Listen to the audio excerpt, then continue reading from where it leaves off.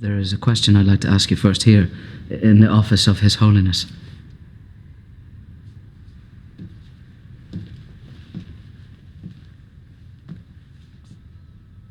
Do you believe in God, sir?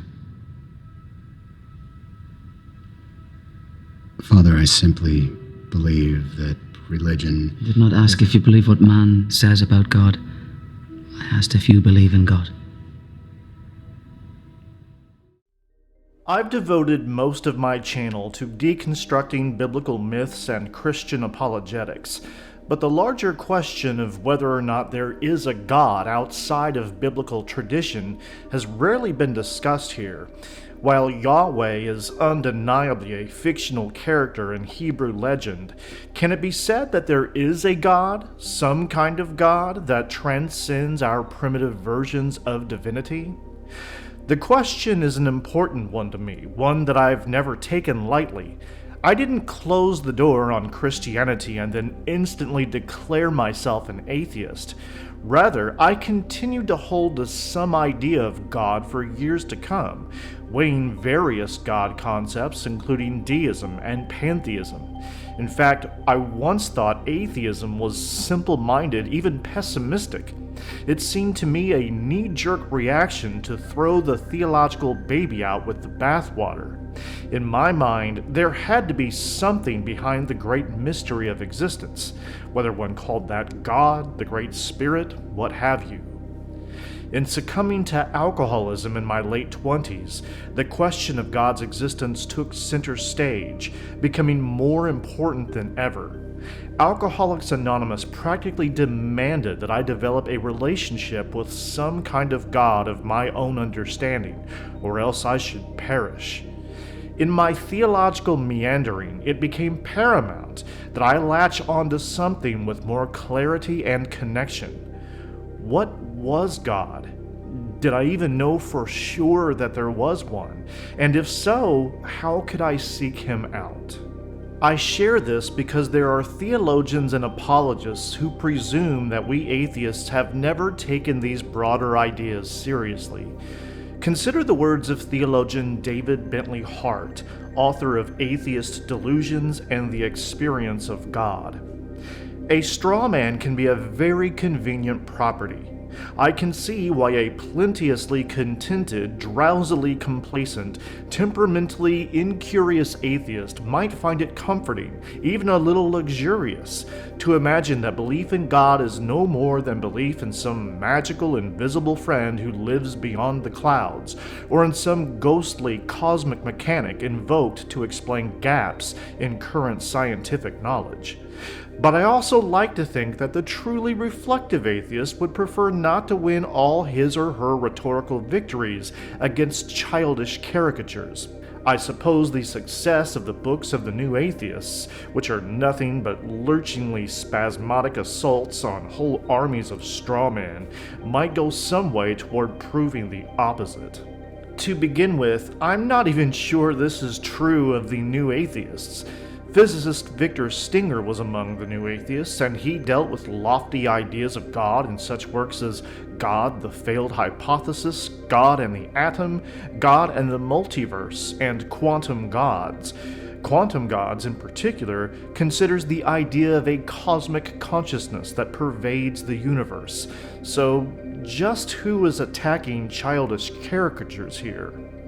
Speaking for myself, I traversed the theological forest of God concepts only to find that none of them were truly satisfying or compelling.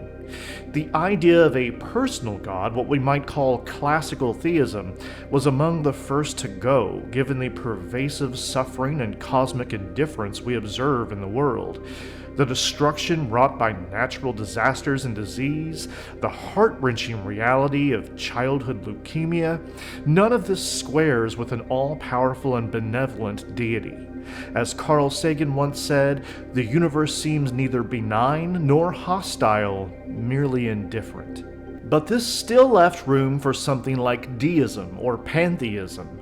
Albert Einstein rejected the notion of a personal God, but embraced the ideas of 17th century Dutch philosopher Baruch de Spinoza, who posited that God is the sum of the natural and physical laws of the universe and certainly not an individual entity or creator. Einstein himself famously said, "I believe in Spinoza's God, who reveals himself in the orderly harmony of what exists, not in a God who concerns himself with fates and actions of human beings."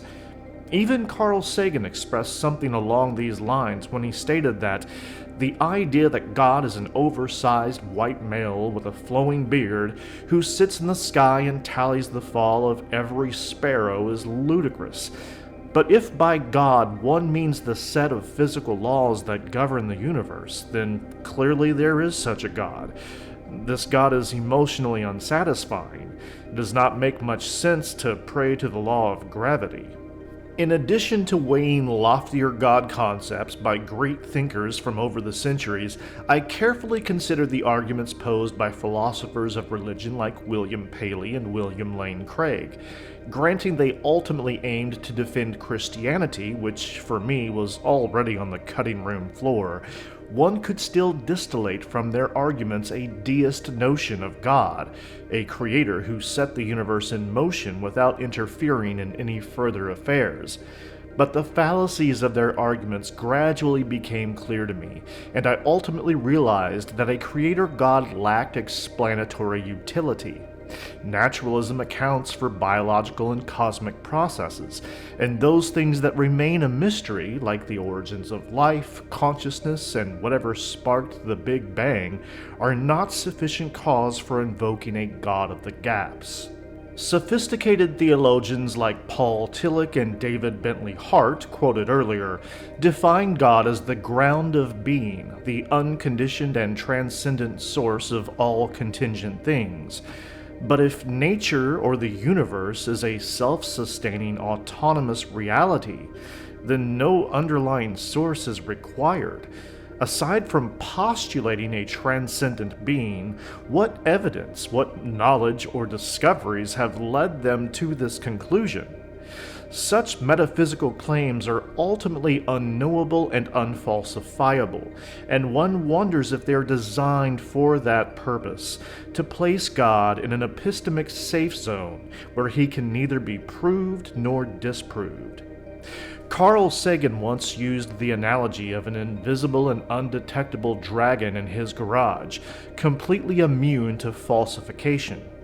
For all their sophistication and nuance, theologians may only be showcasing the extent of their imagination and inventiveness. As an anonymous author once wrote, when inventing a god, it's important to make sure it's invisible, inaudible, and imperceptible in every way. Otherwise, people will be skeptical when it appears to no one, is silent, and does nothing. But what about identifying God with nature itself, with the whole grand cosmos that still has the capacity for developing stars, planets, galaxies, and living organisms? This is the only God concept that carries any weight as I see it, the pantheistic outlook of Einstein and Spinoza. The one conceptualization among many for which we have direct observation and experience. The only issue I have with this is a matter of semantics. Why not call it the abstract and impersonal thing that it is, given that the very word God carries with it the connotation, if not the denotation, of a sentient personal being? Here, Sigmund Freud provided the bitter pill of reproof. Where questions of religion are concerned, people are guilty of every possible kind of insincerity and intellectual misdemeanor. Philosophers stretch the meaning of words until they retain scarcely anything of their original sense. By calling God some vague abstraction which they have created for themselves, they pose as deists, as believers before the world. They may even pride themselves on having attained a higher and purer idea of God. But their God is nothing but an insubstantial shadow, and no longer the mighty personality of religious doctrine. At the end of the day, I call myself an atheist not because I know for certain that there is no God, but because I don't believe in anything that I can properly or sincerely describe as God. It's most assuredly not the case that I'm unreflective or simple-minded, or because I feel compelled to resort to strawman conceptions of the divine. I simply don't find theological abstractions or rhetorical ambiguities to be sufficient grounds for belief. The words of author Lynn Kelly lend themselves nicely to this discussion. Some believers accuse skeptics of having nothing left but a dull, cold, scientific world. I am left with only art, music, literature, theater, the magnificence of nature, mathematics, the human spirit, sex, the cosmos, friendship, history, science, imagination, dreams, oceans, mountains, love, and the wonder of birth. That'll do me. One can be awestruck with the majesty and wonder of existence without personifying it or making it an individual being. Indeed, even the more sophisticated concepts of God strike me as an attempt to cling to some form of divinity in the absence of anything that is clearly detectable, well-defined, or fitting of traditional notions. I, for one, have moved past this.